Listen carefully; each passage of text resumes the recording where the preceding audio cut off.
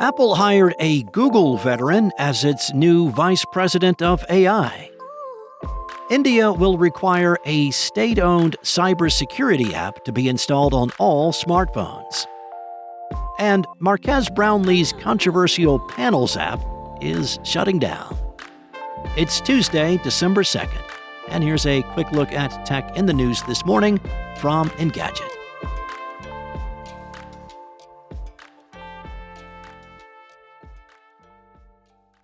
Apple has tapped AI researcher Amar Subramanya, a longtime Google exec who was most recently corporate vice president of AI at Microsoft, as its new VP of AI.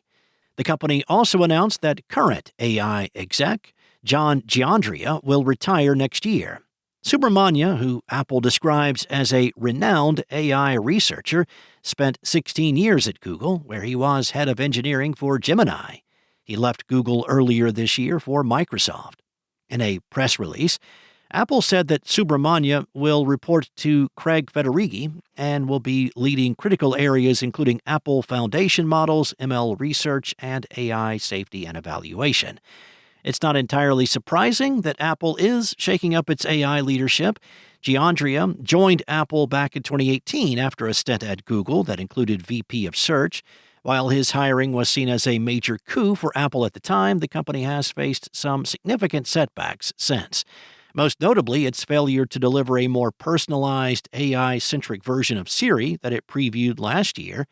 Giannandrea, who oversaw Siri for years, has shouldered much of the blame for the delays. Bloomberg reported earlier this year that Apple CEO Tim Cook had lost confidence in his ability to execute on product development and put other executives in charge of Siri instead. In a statement, Cook said he was thankful for Giannandrea's contributions to the company and credited Federighi with pushing the revamped Siri forward. He said, in addition to growing his leadership team and AI responsibilities with Amar's joining, Craig has been instrumental in driving our AI efforts, including overseeing our work to bring a more personalized Siri to users next year. Telecom regulators in India have reportedly asked smartphone manufacturers to preload a state-owned cybersecurity app that cannot be deleted onto all new devices and push the app to existing devices via a software update. Reuters reported that, according to a non-public government order sent to manufacturers, Apple, Samsung, Xiaomi, and others were given 90 days to comply. The app in question is called Sanchar Saathi, meaning communication companion, and is primarily aimed at fraud prevention with tools that allow users to report and lock lost or stolen devices. According to Reuters, the app has a reported 5 million downloads since its release and has helped block 3.7 million stolen or lost phones in India. An additional 30 million reportedly fraudulent connections have been terminated using the app. India's telecom minister told CNBC, if I lose my phone, immediately the app is on my phone, which I can then register and make sure my phone is not used by any fraudulent individual. It's a step to protect the consumer. The minister said the installation order should be issued in the next couple of days. How smartphone manufacturers will respond remains to be seen. Apple, for its part, does not have the strongest history of standing up to governments that oversee large markets for the company. Just a few weeks ago, Apple removed 2 of the largest LGBTQ+ dating apps from the Chinese App Store at the government's request. In 2019, the iPhone maker removed a Hong Kong protest app following pressure from Chinese authorities. The company has also become increasingly entangled with India as it looks to move U.S.-bound iPhone production to the country. Marques Brownlee's Panels app is shutting down on December 31st. The creators blame this on a shifting development team, as they were not able to bring in collaborators who shared their passion and vision, and they were not able to find the right fit. Annual subscribers will get a refund when the app shutters, and any downloaded wallpapers will still be available to use.